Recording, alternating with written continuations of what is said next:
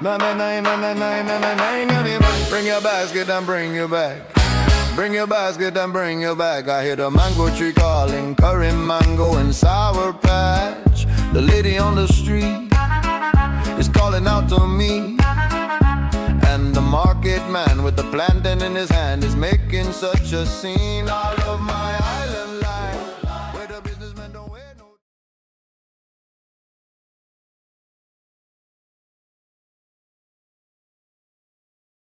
It was my mom.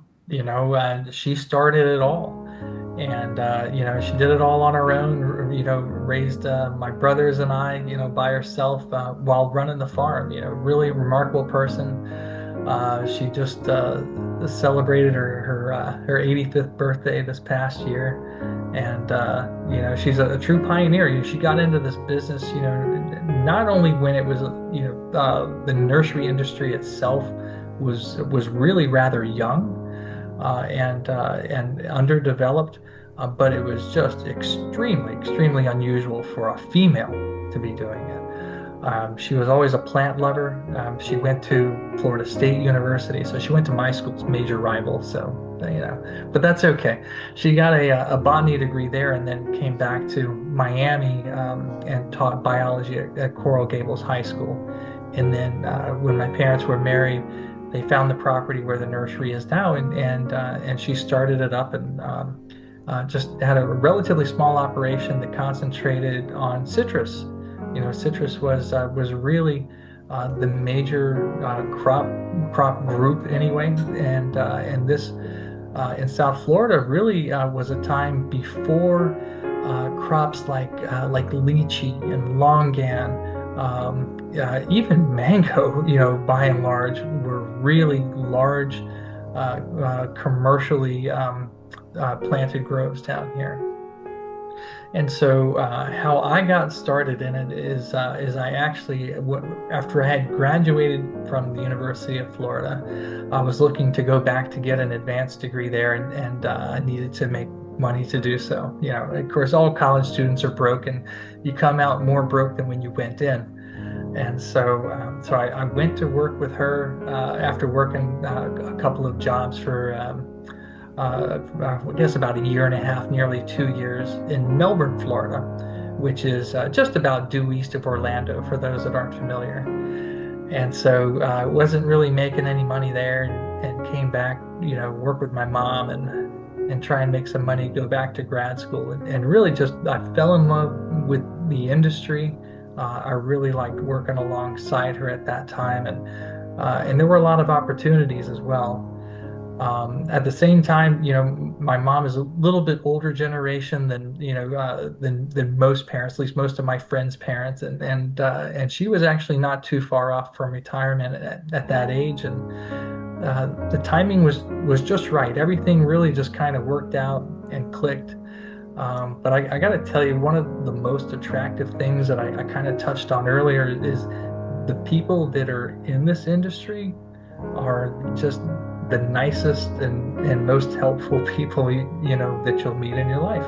And I think that's something unique to agriculture that you don't find in other industries, such as law, which is what I thought I was going to get my bachelor's degree actually that's I was studying at Florida, and I got a degree in political science to go on to law school, and so that was my initial ambition, and I fell out of love with that, frankly, because the people that I was working around after graduating, I didn't like it. It was a bad atmosphere, and it wasn't conducive to me, where unexpectedly, even though I had grown up in the nursery and around farming, I really had not considered that as a career until I came back to work for her when I was, I guess, about 23 or 24 years old. She instilled in me a sense and a need to serve that industry too. She had always been involved in different industry organizations and trade organizations. and she quickly threw that into me as well. Even growing up, some of the quick vacations we would go on would be to some of these trade organization conferences that might be held around Florida or elsewhere. She'd drag us little kids along with her, to the hotel. But yeah, so I've got a long history of service now. I feel like I've been doing this a long time. It's crazy. Like, you know what it is. I just had a kid graduate from high school that I'm taking to college in 2 days, and so it's making me feel a little older than I usually do. But yeah, I've had the opportunity and the pleasure of serving on a lot of different advisory boards and in leadership positions in a lot of different trade organizations. It includes the Florida Nursery Growers and Landscape Association, where I'm a past president, and the Dade County Farm Bureau, where I'm a past president there. I served as the chairman of the University of Florida's Tropical Research and Education Center's advisory board through 3 U.S. presidents a while back, and they just wrote me back into that. So I've just started a new term as the chairman for the UF Trek Advisory Board once again, and I serve in a few different other capacities with the University of Florida as well.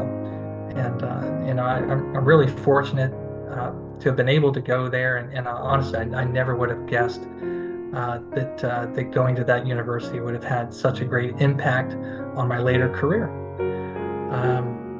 So I guess.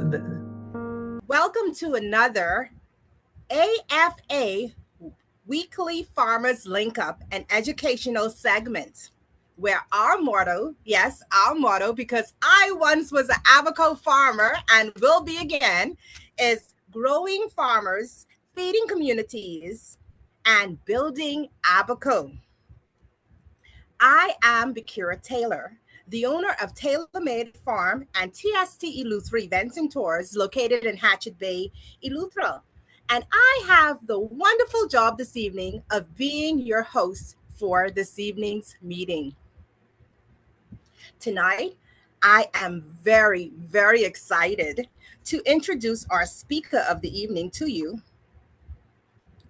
Please take notes, as he is going to be very, very informative, and you can ask all the questions you want to ask at the end of his presentation. Our speaker this evening is none other than Mr. Erik Tietig. He is one of the region's experienced tropical fruit and nursery professionals. He is the CEO of Miracle Fruit Farm and president of Pine Island Nursery. Before he begins, I want to share with you the 5 bullet points that he will do in his presentation, so you can take note of them. So when he speaks, you will be all prepared and ready to go as to anticipating what he has to talk about. During his presentation this evening, he will be covering, number 1, commercial tropical fruit production. I'll repeat it again. Commercial tropical fruit production. Number 2, he'll be covering selecting and managing tropical fruit variation or varieties. Number 2, selecting and managing tropical fruit varieties. Number 3, he will be covering nursery management and plant propagation. I will repeat it again. Nursery management and plant propagation. Number 4, he will be covering agribusiness markets and farm growth. I'll repeat it again. Agribusiness markets and farm growth. Last, number 5, but not least, he will be discussing and covering opportunities for Bahamian farmers. Let us all virtually give it up for Mr. Erik Tietig. Give it up for him. The floor is all yours, Mr. Erik. Thank you very much, Bakira. Very nice introduction. I appreciate that very much. Yeah, so I do have a couple of agribusinesses, like Bakira mentioned. I'm here tonight to speak about just one of them, and but of course, like she said, feel free to ask any questions you may want at the end. The Pine Island Nursery is the one I'm here to talk about this evening. Maybe they'll have me back and we can talk about the Miracle Fruit Farm another night. But the nursery is it's actually in its 54th year of business, and so can tell by my youthful appearance, despite maybe a little gray in the beard these days. That was founded long before I was even alive. My mom, believe it or not, she had started that nursery all by herself back in 1972. And my wife and I now own and operate the nursery, which is 76 acres of production, and we have 48 employees. Annually, we grow about 750,000 different tropical fruit trees. That is our specialty. We only grow tropical fruit, nut, and spice trees. I'll tell you, I love this business. I love this niche. I love agriculture. I, of course, grew up in it, but I honestly never thought that it might be my career. I'm glad that it has become one. It's a wonderful industry and surrounded by great people. I do have a PowerPoint presentation that I want to walk through with everybody.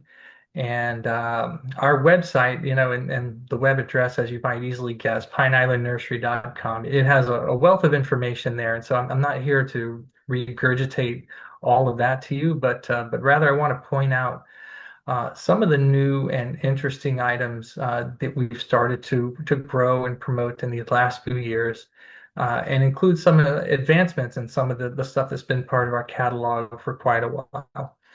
So now I'm going to share my screen with you, and hopefully everybody can follow along. This will just take a brief moment here. So as I was saying, we're going to talk about this evening some of the new and interesting products that we've started to grow and propagate that may not necessarily be included on our website. If you guys have perused that in the past. Also go over just some of the new advancements in a couple of the key products that we're growing that I think show some potential. And without further ado, since we've wasted enough time, we'll just go ahead and get into it. So this very first one, I absolutely love. It's in season right now. It's called a cha-cha, sometimes referred to as a cha-cha-roo. You can see that this is Garcinia humilis. This is a very close relative to the purple mangosteen. So for those of you that may be familiar with that, the mangosteen is known as the queen of fruits. Super, super delicious. However, it's ultra tropical. Like you get below 55 degrees and they, get severe cold damage. Obviously, at freezing, they don't stand a chance. So we are in Homestead, Florida, which is southwest of Miami, kind of in the Miami countryside. The achacha actually grows quite well here. We do, and we are subject to brief periods of freezing temperatures. Although with the exception of this last year, we actually haven't had any temperatures even into the 30s for 14 years in a row. The achacha actually can withstand brief cold temperatures, obviously in Abaco. I don't think that's a concern for you all in the least. So if anything, this would actually be one that performs better on your island than even our small town here. The fruit are about the size of a large loquat, and they somewhat resemble a loquat in their shape. Now, the name actually describes the flavor. The name translates to honey kiss, and it's a reference to a tangerine passion fruit with a touch of honey flavor that the Achacharu Indians of northern Bolivia and the Amazon basin of Brazil actually have enjoyed for over 2,000 years. So it has tremendous commercial value. There is a fledgling cottage industry in the Queensland province of Australia. There's only about 12 acres of production that's here in the Homestead area, which represents 100% of all domestic production. There are no imports going on of this fruit that anybody is aware of. In fact, most of the commercial production is deep in the jungles of South America, and then parts of Central America, like Guatemala. There are some small farmers that grow the achacha.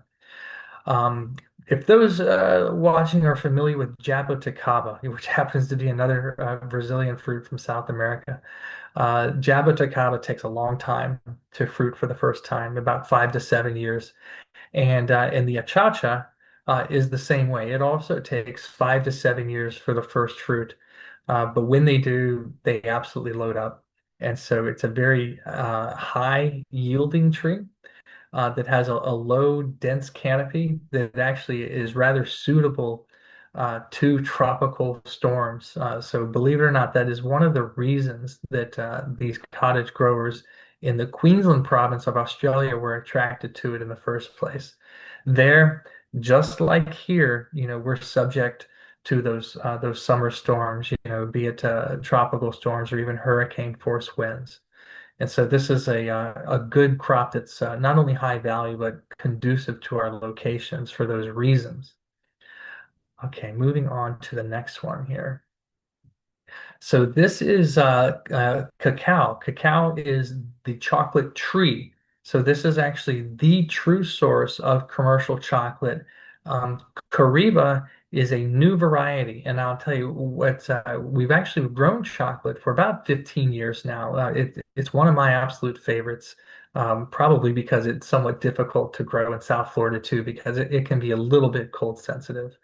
But the the chocolate has a long history, obviously, in Mexico, where it's native to, and has since been distributed around the world as one of the highest value crops that's grown. What's unusual about this particular variety is that it's self-compatible. So almost all chocolate trees, or cacao trees, as they're more commonly known in the industry, they suffer from a self-incompatibility. And so the flowers need to be pollinated really by any other genetic source that's around. Now, in the wild, and actually, believe it or not, in many commercial farms, the farms are just a mix of different seedling trees. There's a worldwide movement now to transition those farms in third world countries to improve cultivars. And obviously, without that genetic variation, that introduces new challenges, especially with this crop, since it needs that cross-pollination from different genetics. So the Kariba solves that problem because it's self-compatible. It's an extremely, extremely high yielding variety. As you can see, the pods are rather attractive. Cacao pods can come in a variety of different colors, typically yellow, orange, red, purple. It happens to be one of my absolute favorites because it's somewhat unique.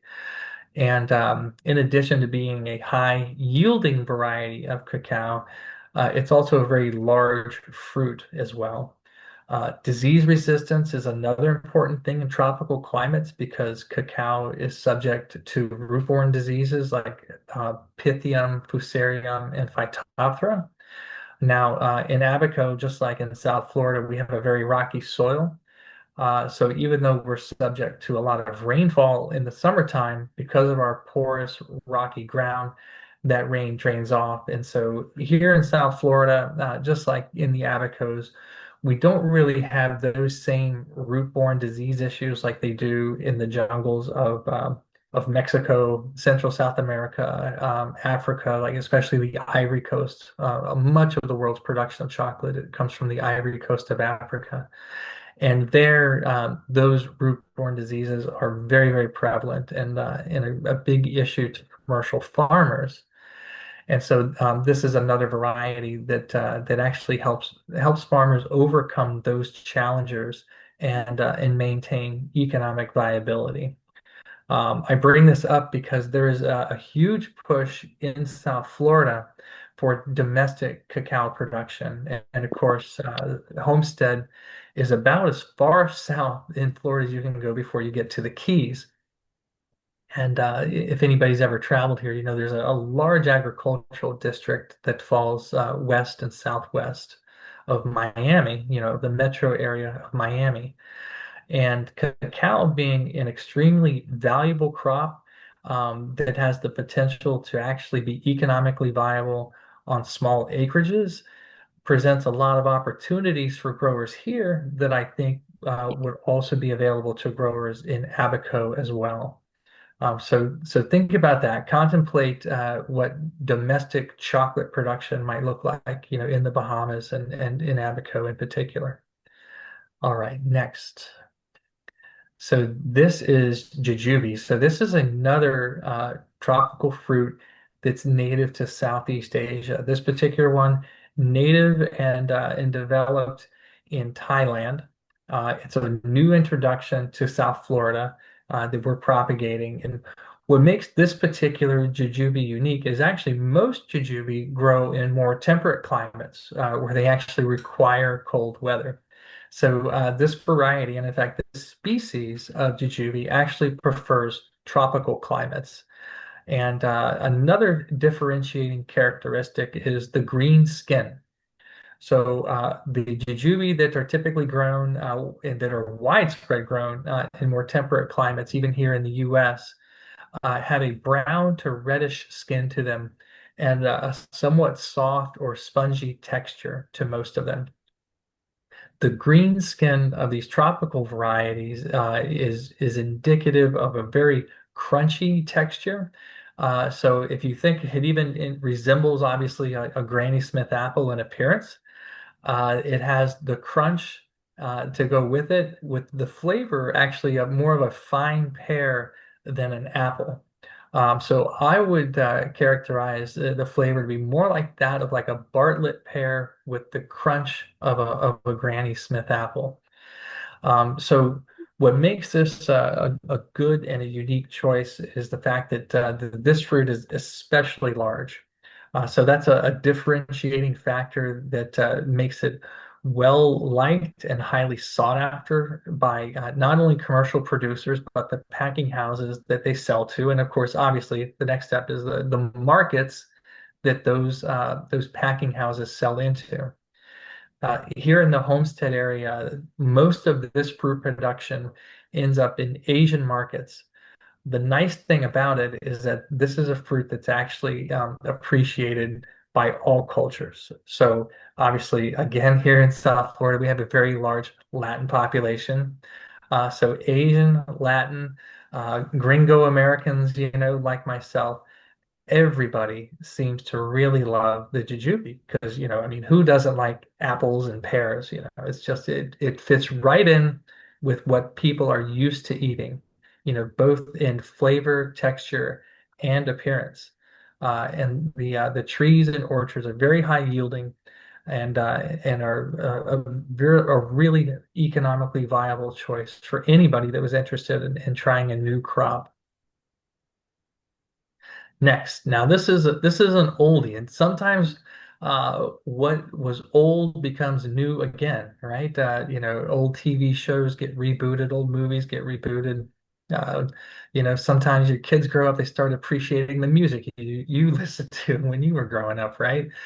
Breadfruit is kind of like that. There is a huge amount of cultural importance and nostalgia that surrounds these trees and these fruit.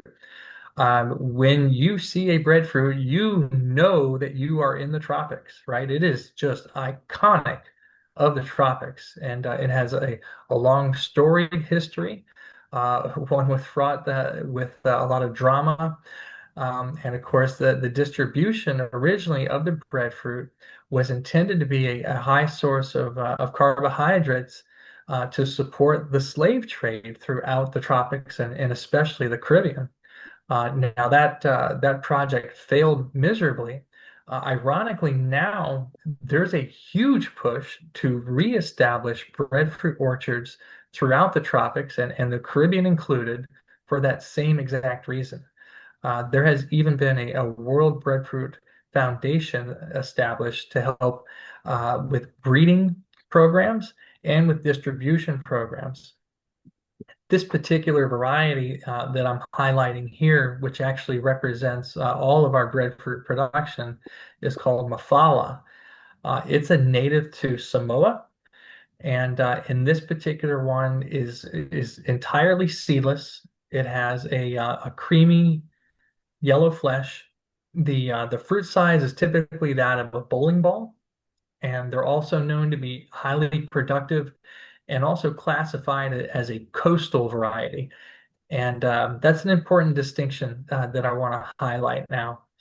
So throughout the Bahamas and of course other tropical islands, you will see tremendous stately breadfruit trees that might top 60 to 80 feet tall.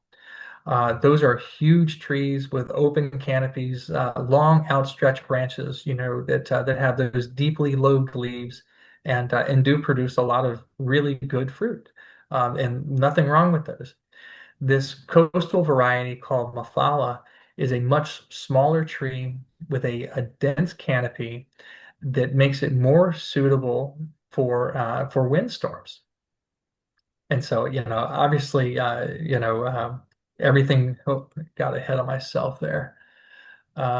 It all depends on the severity of the storm, but the coastal variety of the Mafala is known to grow and produce and survive well in coastal locations. In addition to that, obviously, it has to have the economic characteristics to make it a viable crop. And with its high quality fruit and high yielding trees, it really checks all of the boxes there. The breadfruit, in contrast to the first fruit that I highlighted, the achacha, these actually fruit pretty quickly. It's a relatively fast grower that once established could grow 3 to 6 feet a year, and they'll typically start making flowers just in the second to third year. So all things considered, that's pretty quick for a tropical fruit crop. Normally, about a 5 year horizon is really kind of the benchmark for all tropical fruits. All right, next on our list today. So, gave you a little preview of this a few seconds ago. So we grow a lot of avocados here. Almost as many avocados as we do mangoes in the nursery. This is one that I've actually had in our collection here for a long time. And only recently it's gained a tremendous amount of interest by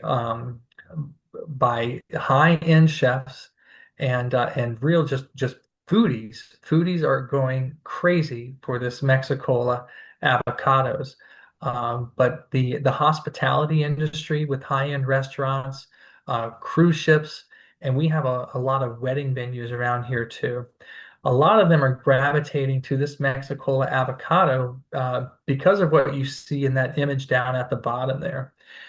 Its size is small, and it makes it a really, really attractive hors d'oeuvre or side piece that you can stuff that avocado seed or the avocado nut cavity with.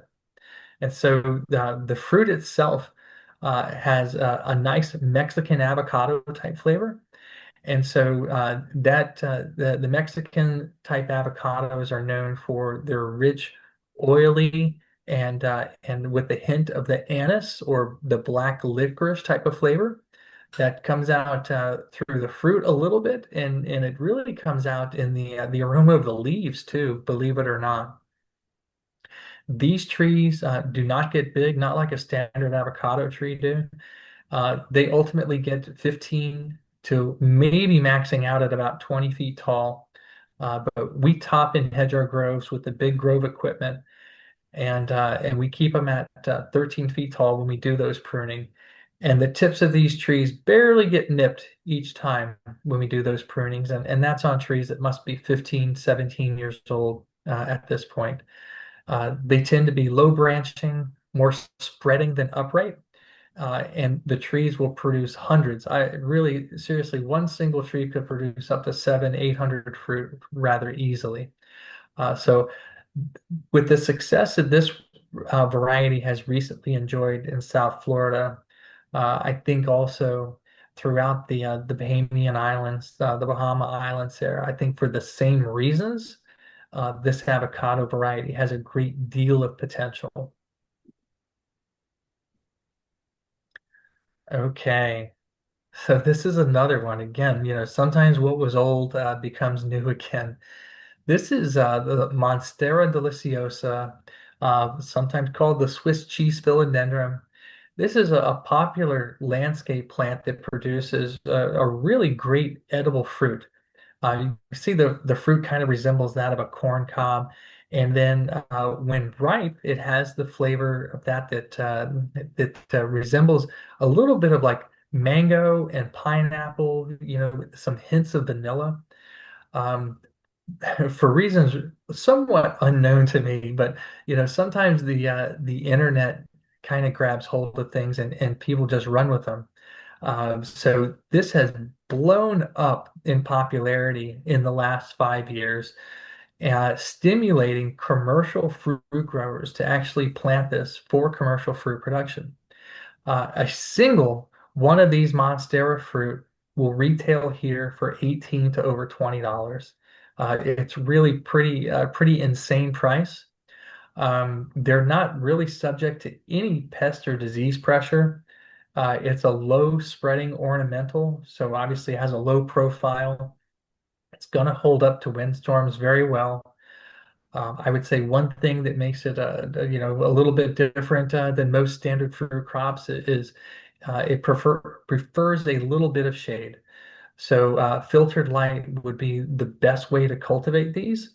But it's become a really a highly sought after, extremely valuable fruit crop that's showing up in high-end farm stands around Florida and even gourmet restaurants. So really something special there that no I can guarantee you no one on the islands is doing that right now. And and honestly, I doubt that there's a single full acre of production here in South Florida now, but who knows? That could change. Okay, so this is an oldie but a goodie. So if when people come into the nursery, let's say they've moved down here or they're looking for some advice on a crop to grow, like they come in, Eric, what should I do? And always, my reply is, well, are you in it for the romance of it, right? Or are you in it to make money? A lot of people get caught up in the romance of growing fruit, and they want to grow what they want to grow because it's what they like, or maybe it's a little bit irrational, and they think about what other people may like. But for whatever reason, when I say they're caught up in the romance, I would say their primary motivation isn't necessarily to make money. Passion fruit is a money-making crop. It just is. It requires a lot of hard work, but it is one of the absolute most highly economical, viable, and profitable fruit crops that you can grow anywhere. Whether that's Florida or the islands. Passion fruit grows on a vine. Most passion fruit varieties, like I mentioned with the cacao, are not self-fruiting. They require cross-pollination, if not hand-pollination. This variety, called Possum Purple, does not need either of those. It is completely self-pollinating, and it constitutes, I would say, a little bit north of 95% of all commercial passion fruit production for that reason. Another reason is the fruit is about the size of a goose egg. So again, bigger than a chicken egg. But uh, for those of you that are familiar with passion fruit, you've probably seen them softball size, if not larger. In most cases, bigger is always better, right? In the case of the passion fruit, because of its value, arguably, being a little smaller is better so that each piece doesn't become so expensive.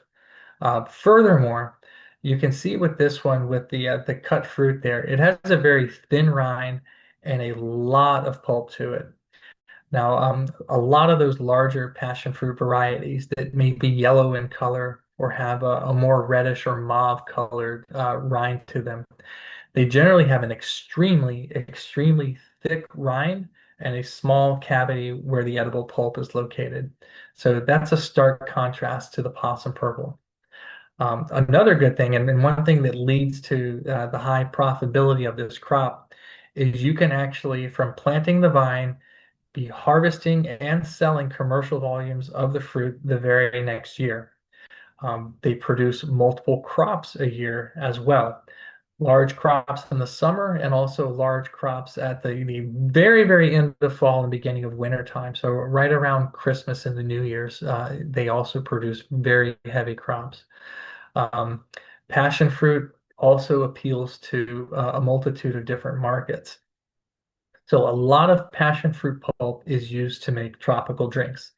So obviously, both of us, where we are, a lot of people enjoy tropical drinks, right? So passion fruit is in very high demand here, as I imagine it would be there.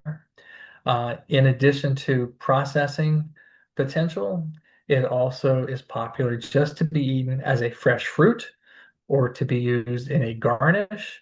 It's used in a lot of desserts as well. You know, you'll see it actually paired with cheesecake and torts and all kinds of other desserts. So lots and lots of potential opportunities for passion fruit. One downside to passion fruit is that the vines are relatively short-lived. And so production goes from year 1 to year 5, with the highest yielding years being 3 and 4. And then you see a decline beginning in year 5. After year 5, it's recommended that the vines be taken out and replanted. And that way you'll actually be more profitable and you'll have healthier yields for the future. Okay, next. Okay, everybody loves mangoes, right? I don't if they don't like mangoes, I don't like them. No, I'm not quite that bad, but I do love my mangoes. Of course, I grew up with them here. When it's mango season, I try to eat one or two a day, if not more. We grow a lot of different mangoes. We have over 100 different mangoes in our personal collection on the farm. From that, we propagate a selection of those mangoes depending on, what's new, what we think the market likes. There's still a small commercial industry here, but there's really nobody planting mangoes for commercial purposes here in South Florida, simply due to the value of land and the high pressure from imports. So it makes it really, really tough, which is a shame because it's such a great crop to grow and it's very, very rewarding. That being said, there's a lot of opportunities for high-end niche sales of improved cultivars. So like with many fruits and vegetables, what's grown commercially isn't necessarily the best variety that's out there. And I'm sure we've all had experiences with this, with a mango that you buy in the supermarket pales in comparison to the one that you may pick out of your backyard or your neighbor has shared with you. And so I'm going to highlight for you today some of the ones that have gained new interest and really show true potential for these high-end niche markets.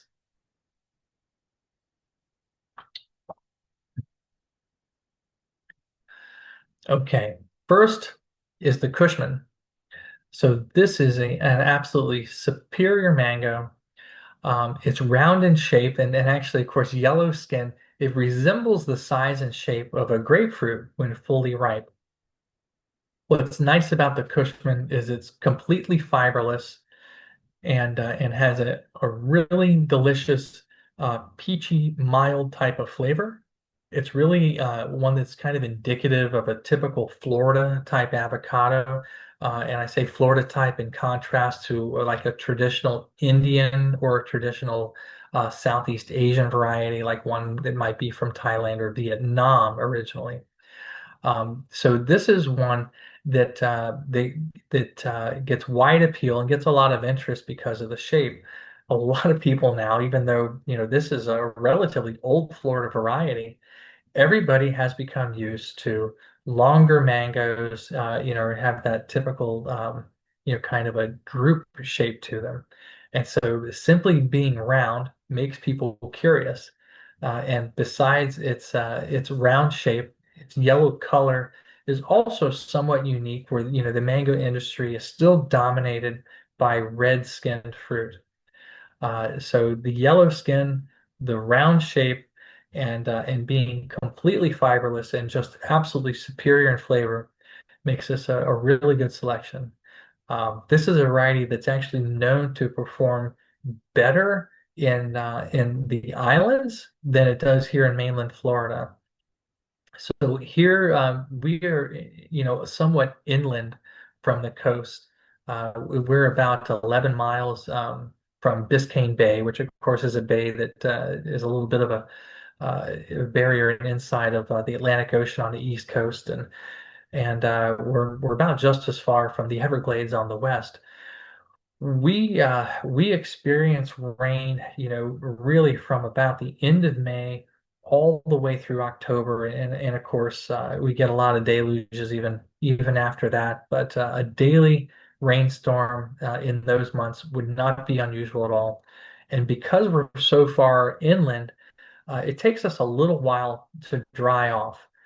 Mangoes don't necessarily like to be wet and subject to that much rain and humidity all the time, and that can hinder production. And so, for those reasons, certain varieties like the Cushman actually perform better in coastal environments. And so, where I've seen relatively light production of the Cushman here in Homestead, I've seen commercial groves in the Dominican Republic that are absolutely breaking branches with these fruit. I've also seen in Nassau some old trees of the Cushman that I was staggered with, had produced more fruit in a single season than I had seen in my lifetime. So I think a really good choice. Okay, next, Edwards. So exactly the same with those growing conditions I was talking about with the Cushman. Known to be a little bit of a shy bear inland, actually performs extremely well in coastal environments. Now, that all being said, the Edwards is the benchmark of quality with mangoes. So for those in the industry, the flavor, the texture, and the color of the Edwards mango is what all fine mangoes are measured against. And so it's extremely sweet, completely fiberless. It has a nice blush to it. It's mostly a yellow, but it has a nice pink to reddish blush to it when fully ripe. The size is typically about 1 to 1.5 pounds, so it's really a nice size fruit as well. And another good thing about it is it tends to be a mid to late season bearer.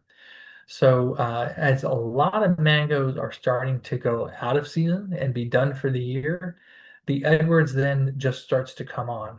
And so that's another thing to keep in mind, for those of you that are considering growing mangoes, is that there are early, mid, and late season varieties that can help you spread out your harvest and your selling season. And so Edwards is a nice piece to that puzzle. Okay, next. This is the gold nugget. Okay, so the gold nugget is actually, this is one of my mom's signature mangoes that was given to her to propagate by a pioneer mango family with the last name Mitchell. And the gold nugget is actually a seedling of the Edwards. So it has a really nice flavor to it, that of the Edwards.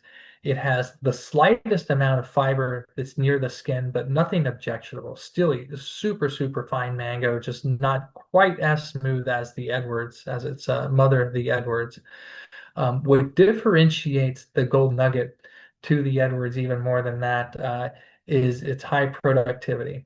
So this is a tree that absolutely breaks branches. I don't mean literally breaks branches, but so much fruit hangs off of these trees every year. You would think the branches would break. Let me put it that way. So the fruit are typically about 1 pound, and they hang in large clusters. And it really is one of the absolute heaviest producers, highest yielders, and just an absolute workhorse of a mango.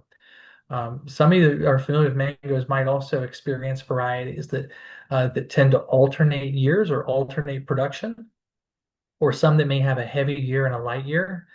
The gold nugget doesn't seem to have any of those characteristics whatsoever. It produces heavy every single year and challenges you to stop it. I think the only years we have not had a heavy crop is following a significant windstorm, when trees were significantly damaged from that windstorm, um, which is another good characteristic. This is a smaller mango tree, also tops out at about 15 feet tall, and has a really nice kind of rounded canopy to it. So really an excellent choice for those that are looking for a niche high-end mango market, and like the Edwards, which is that mid to late season yielding window. The Gold Nugget is actually a true late season variety.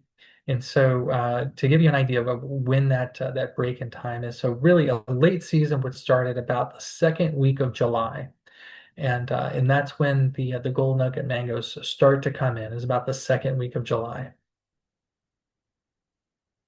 Okay, this is the Graham. So this is actually one introduced to Florida from Jamaica, and the Jamaicans go crazy for the Graham. So this has a really deep. I don't want to characterize it as a strong mango flavor, but the flavor is less peachy and more on the cantaloupe side. Don't want to put anybody off with that. Still, I consider it super, super delicious. So that flavor profile, being a little bit more melon-like, less peach-like, so that's crossing more over into that flavor profile of a traditional Indian mango. Of course, I'm talking about East India. So more of an Indian mango as opposed to a traditional Florida variety that's characterized being more peachy, or varieties from Southeast Asia that tend to be characterized as more spicy. And so this is a really good selection, much like the Gold Nugget, a small tree, so really tops out about 15 feet tall, produces a lot of delicious fruit. What's nice about this one, it seems to enjoy some name recognition. So Jamaicans are immediately attracted to the name. They'll ask for this mango by name. But this has a widespread acceptance and widespread notoriety throughout the Caribbean and not just Jamaica. Okay, this is a new one here, native to Southeast Asia. So this is the Maha Chinook. So on the shelves here, when the commercial producers bring these in, and you see these fruit on the shelf offered for sale, it looks like somebody just has a rainbow, or there's Skittles that are cast. They're just so colorful. It's a mix of reds and greens and purples and oranges, all on the same fruit, just all on the counters here in these fruit markets. Besides its highly attractive appearance, the fruit is just absolutely superior in flavor. Super, super delicious, no fiber whatsoever, an extremely small seed. The fruit are typically about 8 inches long or so. So for those of you that may be familiar with some of these Asian varieties, kind of a typical long fruit there. As you can see in the image, they're borne on large clusters, and also not a great big tree. Really, in that neighborhood again, once again, of about 15 feet tall, maybe approaching 20 feet tall after a real long time. But a high yielding, low impact, doesn't need a lot of inputs, doesn't need a lot of spraying for fungus, or have other nutritional needs like some mangoes do. This is really, really a low impact, high quality variety that just creates a lot of shock and awe when people see it, just due to the rainbow of colors that are presented. Okay, Namdok Mai. This is the number one mango out of Thailand, and does still have some commercial significance here in South Florida as well. But this, of course, being native to Thailand, is going to have that spicy mango profile that I mentioned. And so the spices that I'm referring to are mostly that of like cinnamon, hints of nutmeg. You might even have some tones of clove in there. So if you just have hints of those mixed in with kind of that nice peachy, traditional mango flavor, that's kind of the best way that I can describe a Nam Doc Mai. The seeds are ultra thin, and the flesh is often just filleted off the skin, just like you would a fish. They're really that thin. They're really kind of paper thin. The trees are small, and they have a really dense, rounded canopy. The fruit occur on the outsides of the tree and on the insides of the tree. So when you open that canopy up and peek inside, you'll see a lot of these large, long S-curved fruit actually hanging on the insides of the trees as well. So this one is really just a super, super delicious. Almost always sold as fresh fruit because of its high eating quality, and not one that's traditionally used for processing, but really, really a special and highly sought after fruit for the fresh fruit market. Okay, and this is a somewhat new one as well. So this is the Tebow mango. Okay, so we spoke about the Edwards earlier, and there is an old commercial variety that's known as the Kent. The Tebow is a cross of the Edwards and the Kent.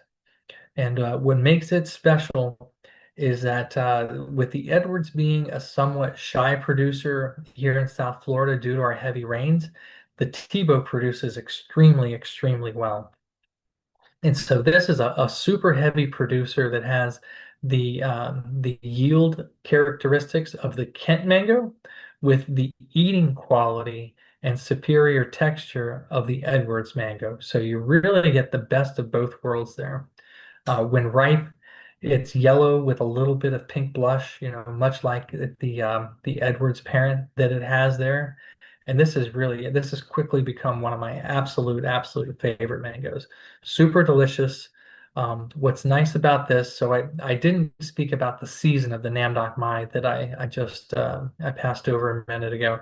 The Nam Doc Mai tends to be an early to a mid variety, while the Tebow tends to be a mid to late season variety. So all of these kind of fit together very well in that seasonality puzzle. Okay, so not enough time, obviously, to go over everything. And again, even the ones that are listed here really just represent the highlights of what we propagated this year.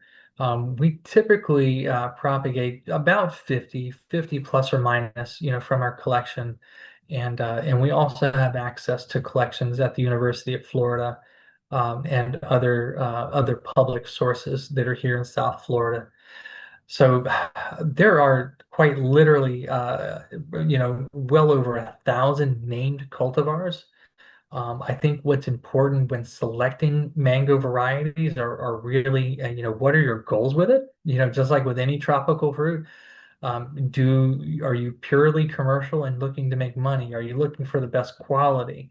Do you have a small space, a small backyard, and therefore you need a very small tree? Fortunately, because there's so many different varieties of mangoes, they can really be tailored to all of those specific needs. So if anybody ever needs to speak with somebody, we have some really talented and knowledgeable staff that's more than willing to field phone calls or emails with questions about it. And once again, I didn't want to regurgitate all the information that's readily available on our website, but we have a mango viewer that's on our website that does have more details, and including my kind of flavor ratings and other tree ratings for all of these different varieties that we grow. And so with that, I'll thank you for your time and attention, and I hope to see everybody again soon. Thank you so much, Erik. It's Of very, course, thank you. informative, very informative.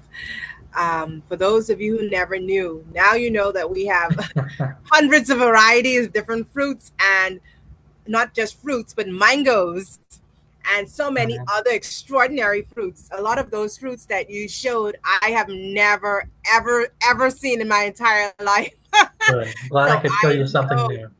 I know when it comes to value and pricing it, there must be a big price tag attached to a lot of them, because you can't find them in most places. So that was very smart of you to actually acquire those unique tropical fruits. Now, at this time, we are going to open the floor to everyone who's here. Don't rush, but I'm sure you have questions. Actually, before you even was in the meat of things, I saw a question popped up in the chat group from none other than Miss Daphne from Abaco. And one of the questions she would have asked is, can the achacha be grafted for quicker fruiting? And how is the shelf life of that particular fruit? So there is no evidence right now that grafting the achacha helps accelerate that. It seems the fruiting and the initiating, more importantly, of that fruiting seems to be more a function of the size of the tree. And so when the trunk and then when those outstretched branches are large enough and mature enough, then that initial flowering seems to occur. And they are slow growing. We actually we have to start them in shade and grow them in a shade house for 3 years. After that, then they can be transitioned to a fully outdoor, full sun type of environment. So this has been a unique tree for us to grow as well. I don't really have anything that's quite so finicky as far as the growing conditions that it requires to start. Um, but the maturity of those branches, so the flowers themselves, unlike mangoes, they don't occur on the tips of the branches. They occur on old growth. And so you might have heard me compare it to jaboticaba when I was explaining, comparing it to another tropical fruit that takes a long time to fruit. The flowers on the jaboticaba also occur on the old growth and not on the tips of branches like where an inflorescence of a mango or avocado might occur. And so when that older growth of those branches are large enough and thick enough and mature enough, then the flowering initiates. And there's at this time, there just really seems to be no way around it except patience. Um, Trust me, I'm working on it. But yeah. I'll tell you one thing that I didn't mention there is with the achacha before I answer the second question. We're getting multiple crops on them too. And so they seem to be cropping really all the way from January, and it's going to continue all the way through the month of August. You know, the heaviest cropping has been occurring right now. It started about 4 weeks ago, but we did have light cropping at the end of winter and through the spring. And there is some literature out there that actually you can induce the flowering and fruiting on trees that are old enough with nutrition and with irrigation. And so that generally means with flood type irrigation or just temporary flooding. Okay, so the second question, the shelf life. The shelf life is actually excellent on the achacha. They're best stored at room temperature and not refrigerated, and they can last upwards of a couple of weeks before that outer shell, which is it's a little bit thicker than that you'd find on citrus. But just like a citrus that's sitting on your counter and starting to get a little old, it'll begin to kind of wrinkle a little bit at that point. But yes, the shelf life, excellent, excellent, excellent with the achacha. All right. Thank you so much for answering that question. She Mhm. asked also, do you ever visit Abaco? Oh my God. I have been to Abaco twice, but my last visit, I was figuring this out while we were talking earlier. It has been about 35 years since I've been to Abaco. Oh Uh, my gosh, you don't look a yeah, day over 40 though. How? it's all the tropical fruit, Pakira. That's what it's that clean country living. Um, so Amazing. yeah, so believe it or not, the last time I was there, I was with my mom and my younger brother, and so I'm thinking I would have been in the neighborhood of say 14 years old, somewhere in that range anyhow. And she was involved in a project down there on the south end of the island, establishing some citrus groves. So these were primarily limes on the very south end of the island, and we got to stay for about a week or 10 days or so. And so I got to do some snorkeling and catch a few conch and a bunch of fish out there that we were able to cook up, and it was a great time. Um, Awesome, awesome, yeah, awesome. had So the Daphne said opportunity to that is, visit, some of your other beautiful islands for well, Daphne fishing said that is way opportunities. too long. So she looked It's forward to you coming again. And who I'd knows, love Mr. to. Eric, one day they'll probably invite you where you can stay at Abaco Neem, nice cabins out there. You never know, they might call you over. So Sounds great. We don't will. allow your calendar to get too book out, okay? You can That's a deal. consider yourself invited, Thank you. okay? You're too kind. Too kind. And in Yeah. our modest cabins, we Mhm. will accommodate you. Very sweet of you. I told you, Eric. Does anyone else have a question for Mr. Eric? Yes, Eric, Yes. Abaco has plenty of Mm. sunshine and a climate capable of producing many tropical and subtropical fruits, but we still import a significant amount of what we Mhm. consume. My question is, based on what you know about our climate and growing conditions, which fruit crops do you believe offer the greatest commercial opportunity for Abaco farmers in Abaco? Yeah, so that's a difficult and a detailed question, going to require a very detailed answer. The long and the short of it there, because man, Dwayne, we could talk about this all night long. Have a whole nother meeting about that Just very name question one. Just name right one that you there. could think of at the top of your head, Eric. Just Oh, one. so I would say avocado, and maybe not specifically that Mexicola variety that I mentioned. But so for numerous reasons, mostly just consumer demand and consumer acceptance. The value of avocados has gone way up, where farmers were really struggling with economic viability around the world and even domestically here in the United States.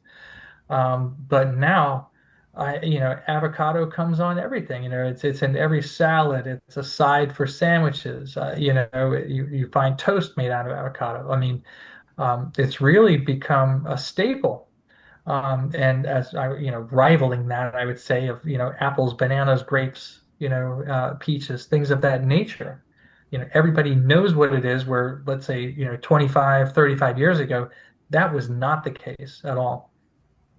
The other reason I mentioned avocados kind of as my first choice is that there's opportunities with avocados according to variety to harvest them for 8 months out of the year. Okay, so that's not no single variety is going to do that, but with the right mix, if a farmer so chose, he or she could actually be harvesting commercial avocados, from about the middle of May all the way through January, if not sometimes even into February.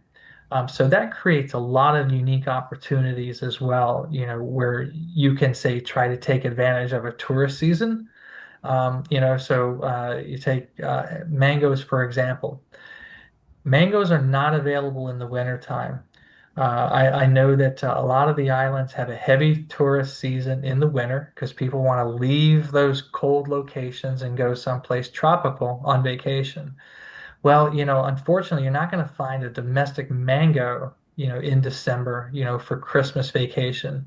But you could absolutely have high quality, homegrown domestic avocados in December, to take advantage of that winter tourist season. And those fetch real high prices. Thank you for that Mhm. detailed answer. Daphne also was asking the question, are you familiar with the Guyana chestnut? I am. I'm familiar with it. I know that it's edible. It's one of those things, we kind of think, well, how edible is it? Well, if you're on a desert island, you can no, but it's better than that. It's better than if you're just trapped on a desert island, you can roast it and eat it. It's not something that we grow, here. It's really just kind of a large ornamental tree, you'll find in some landscapes. But I don't know anyone that actually grows it commercially for the fruit or for that nut production. Okay, Not thank you here. for that. Yeah. Thank you for your answer. Mhm. Any other questions on the floor? Eric, I think it would be helpful for our farmers to understand the person behind the experience. From what I understand and gather from you, you're a second generation nursery professional. You earned a master's degree in agribusiness from the University of Florida, and today you lead Pine Island Nursery and Miracle Fruit Farm. You have also served in numerous agricultural leadership and advisory positions. Eric, tell us about your background. How did you get started in agriculture and the nursery business? What Yeah. influenced you to make agriculture your career, and how did your journey eventually lead you to where you are today? It was my mom, and she started it all. And she did it all on her own, raised my brothers and I, by herself while running the farm, really remarkable person. She just celebrated her 85th birthday this past year, and she's a true pioneer. She got into this business, not only when it was, the nursery industry itself was really rather young and underdeveloped, but it was just extremely unusual for a female to be doing it. She was always a plant lover. She went to Florida State University, so she went to my school's major rival. So, but that's okay. She got a botany degree there and then came back to Miami and taught biology at Coral Gables High School. And then when my parents were married, they found the property where the nursery is now, and she started it up and just had a relatively small operation that concentrated on citrus. Citrus was really the major crop group anyway, and this in South Florida really was a time before crops like lychee and longan, even mango, by and large, were really large commercially planted groves down here. And so, how I got started in it is I actually, after I had graduated from the University of Florida, I was looking to go back to get an advanced degree there, and I needed to make money to do so. Of course, all college students are broke, and you come out more broke than when you went in. And so, I went to work with her after working a couple of jobs for I guess about a year and a half, nearly 2 years in Melbourne, Florida, which is just about due east of Orlando for those that aren't familiar. And so I wasn't really making any money there and came back, work with my mom and try and make some money, go back to grad school and really just I fell in love with the industry. I really liked working alongside her at that time and there were a lot of opportunities as well. At the same time, my mom is a little bit older generation than than most parents, at least most of my friends' parents, and she was actually not too far off from retirement at that age, and the timing was just right. Everything really just kind of worked out and clicked. But I got to tell you, one of the most attractive things that I kind of touched on earlier is the people that are in this industry are just the nicest and most helpful people that you'll meet in your life. And I think that's something unique to agriculture that you don't find in other industries, such as law, which is what I thought I was going to get my bachelor's degree or actually that's I was studying at Florida and I got a degree in political science to go on to law school, and so that was my initial ambition, I fell out of love with that, frankly, because the people that I was working around after graduating, I didn't like it. It was a bad atmosphere, and it wasn't conducive to me. Where unexpectedly, even though I had grown up in the nursery and around farming, I really had not considered that as a career until I came back to work for her when I guess, about 23 or 24 years old. Um, she instilled in me a sense and a need to serve that industry too. She had always been involved in different industry organizations and trade organizations, and she quickly threw that into me as well. Even growing up, some of the quick vacations we would go on would be to some of these trade organization conferences that might be held around Florida or elsewhere. And she'd drag us little kids along with her, to the hotel. But yeah, so I've got a long history of service now. I feel like I've been doing this a long time. It's crazy.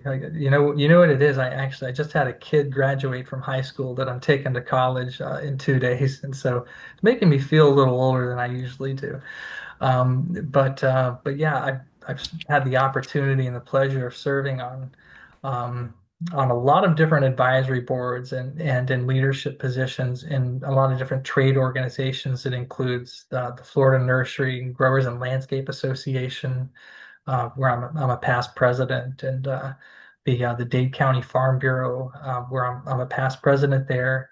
I served as the chairman of the University of Florida's Tropical Research and Education Center's advisory board through 3 U.S. presidents a while back, and they just wrote me back into that. So I've just started a new term as the chairman for the UF Trek Advisory Board once again, and I serve in a few different other capacities with the University of Florida as well. And I'm really fortunate to have been able to go there. And honestly, I never would have guessed that going to that university would have had such a great impact on my later career. Um, so I guess I think that about covers it, Dwayne, unless you think there's something else I left out. Um, Let me ask another question if you don't mind. Sure, of course. Pine Island Nursery is located in South Florida, which puts you relatively close to the Bahamas, and Bahamian farmers have long looked to Florida for fruit trees, agricultural Mhm. supplies, technology, and expertise. Tell us about your business relationship with the Bahamas. How long have you been working Yeah. with Bahamian farmers or customers, and what kinds of plants, Mhm. services, or agricultural support have you provided to the Bahamas over the years? So we have been doing business with customers in the Bahamas for certainly as long as I've been involved in the business, and long before that. My mom, before me, was an active exporter. So, again, the nursery is 54 years old. I would not be surprised if she didn't first start exporting to the Bahamas in the late 70s, if not the very, very early 80s. There were several different projects that she helped work on. One of them I mentioned was there in Abaco. Um, and so our current relationship, there's not a great deal of commercial production that we're involved with in really any capacity there. So that's why I'm really excited to be part of this group, and I'm excited for the ambition that you all have there, because I do think there's tremendous opportunity. It's a difficult environment, and we can absolutely be empathetic to that. We have been beat up so bad by hurricanes, and I know that you guys have also felt those trials and tribulations as well, even more recently. So we know how hard it is to be in business, and especially be in this business, having all of that risk out there. The plants that we ship, they go on shipping container for obvious reasons. Most go out of the Port of Miami, some out of Port Everglades up in Broward County. And the shipping containers a small or a 20-foot reefer that holds roughly about 1,200 3-gallon trees, with a 3-gallon being kind of the standard grove style tree that you would put in the ground. And then, of course, your 40-foot reefer is going to hold really about double that. So 2,400, 2,500 trees per reefer. And to give you an idea of the logistics and who does what, an import permit would be required by the customer. That import permit is then presented to us, that we show to our regulating authority, which is known as the Division of Plant Industry. That is a division of the Florida Department of Agriculture and Consumer Services. And so they will review the import permit to make sure that everything is in order. And then we can go ahead and try to fulfill the request. And depending on the volume, either have the container delivered right to the nursery where it's loaded, or pallets can be delivered to the port where the plants are consolidated with other products, the other agricultural products, of course. Were there any other questions, or do you think I left anything out there, Dwayne, about the relationship that you would want answered? I guess you covered everything. Okay. Thank you. Okay. We have persons in the chat who's asking if you can give us your details in terms of your contact information. Of course. I'm sure probably the easiest way is email, which is simply info@pineislandnursery.com. The website, pineislandnursery.com. And our phone number, if anybody does want to call, the office number is 305-233-5501. And I've got some really great staff there that I mentioned earlier, and they're really the ones to handle all of these export orders and really walk you through anything. They're more than knowledgeable enough to answer questions about the commercial productions and give advice on different varieties that they might recommend or not recommend. So really kind of just depends on your needs or the needs of the group. One thing I was thinking with you all is there might be opportunities to consolidate orders because, like I mentioned, shipping containers, even a small reefer, is going to fill up with 1,200 plants. And so, you've got to pay for that and the freight, whether it's full of trees or not. So there may be opportunities to cooperate with your members or other growers to take advantage of that space if you're not able to fill a container yourself. Awesome. It's good to know that. As a group, I'm sure AFA will definitely keep that in mind. And as I am an Eleuthera farmer, we'll all connect in some way to make that possible, because it is a great thing to have a variety of different things that a lot of people don't have. That's where you could sell it for more and make more money. Right, exactly. Mm-hmm. Anyone else have any questions, suggestions, or anything they would like to add? Another question, Eric. Sure. One of our goals at the Abaco Farmers Association is not simply to hold meetings, but to build relationships that can provide farmers with access to knowledge, planting material, and new opportunities. My question is, how could Pine Island Nursery and the Abaco Farmers Association develop a stronger working relationship that would benefit Pine Island and farmers in Abaco? Well, I think, Dwayne, our success depends on your success. That when I say yours, the success of the farmer. We pride ourselves in the service and the quality. And I think really you're going to find that anybody that's had experience with us would find that it's really unparalleled in the industry, and especially in our niche. We're not going to try to advise you to grow a crop that you have no chance of having success with. And so, like I mentioned earlier when I was giving the PowerPoint presentation, much of it comes down to your personal goals. And that's one of the things that our staff is really seasoned with and can really help help you define that, even if you're not clear on what your goals are. And what I mean by that is maybe you don't want farming to be your full-time, all day, everyday job. Because I'll tell you, it can easily become that. So there are opportunities where it can be less impactful, but obviously there's going to have to be sacrifices, and your expectations need to be tempered. The expectations of a full-time, all-day, everyday farmer, it's really going to be financially driven. And I understand, and our staff understands that not everybody is 100% driven for that bottom line with the crops that they plant.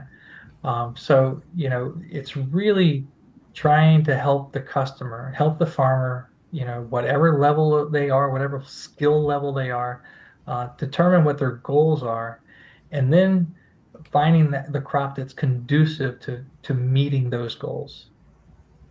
All right, thank you so much. Mhm. Just out of curiosity, one of our farmers are trying to just get a scale of your pricing. Mhm. For example, in the Bahamas, we have lots of mangoes that grow here, all different varieties. So, Mhm. for example, can you give us a little idea? And I'm sure later on, if we want a price listing, we can possibly get that for wholesale prices, yada, yada.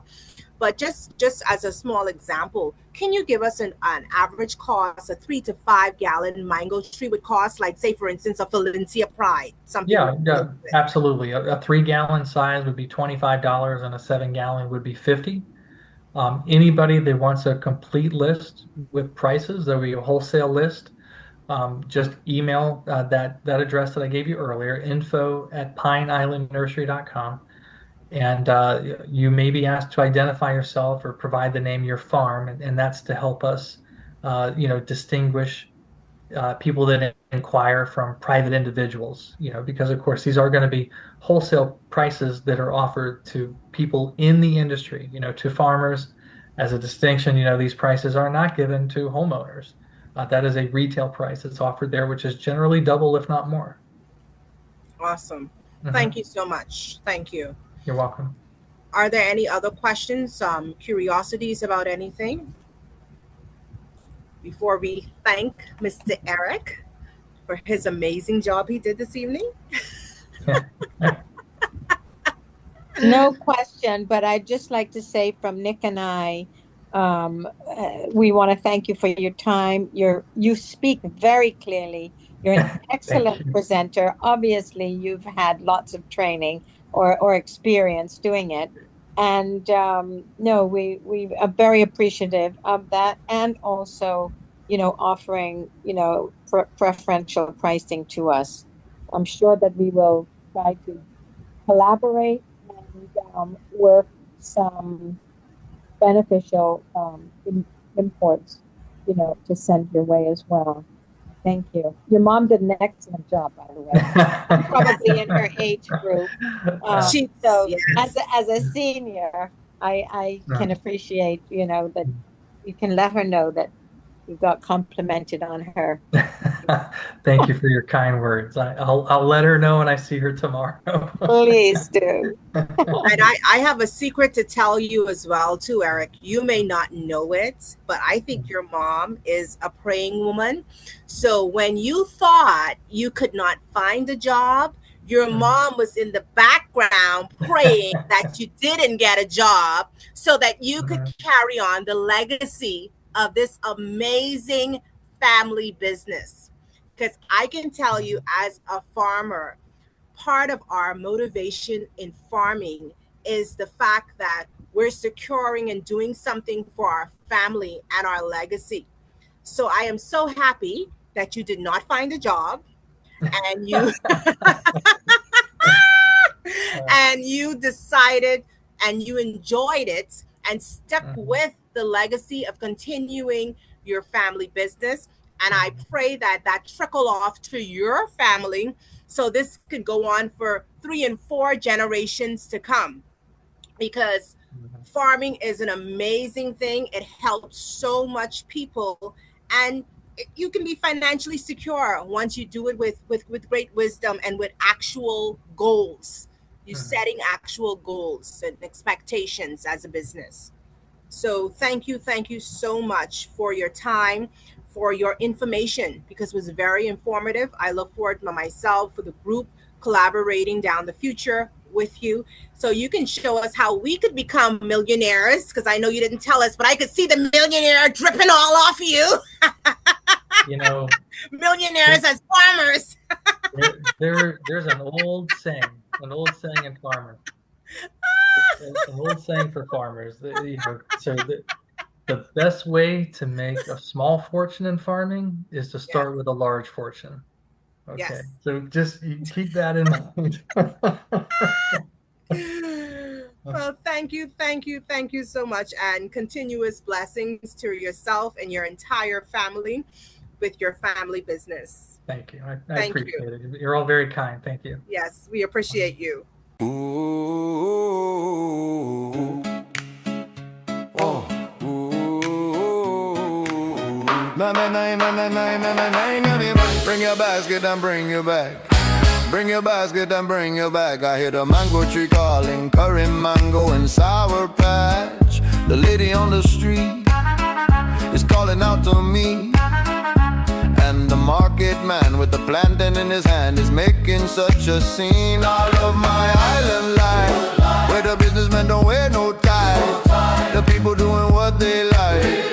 The smell of mango sweet in the sky. So the man say, I not selling them for so cheap. And the lady say, how you charging so much for them green? And the man say, this how we go. If you don't like, you could go. And the lady say, where to go? Man, you know it's you have a good soul. Where you going, lady? You still need some fruit. You like it, so no tie and no suit. I know you think I'm not a businessman, but I have all the supply and I have all of the where you going, lady? You still need some fruit. You like it, so no tie and no suit. I know you think I'm not a businessman, but I have all the supply and I have all the demand. When you pass on the street, don't forget to come check on me. Body Aggie and the fig, I got the fresh dasheen and pumpkin. I got the provision, the breadfruit and sweet potato. You could bring the whole family, bring your neighbor and friend and uncle. The man say, I'm not selling never so cheap. And the lady say, how you charging so much for them green? And the man say, this is very good. If you do like, you could go. And the lady say, where to go? Man, you know you have a good soul. Where you going, lady? You still need some fruit. You like it, so no tie and no suit. I know you think I'm not a businessman, but I have all the supply and I have all the demand. Where you going, lady? You still need some fruit. You like it, so no tie and no suit. I know you think I'm not a businessman, but I have all the supply and I have all the demand.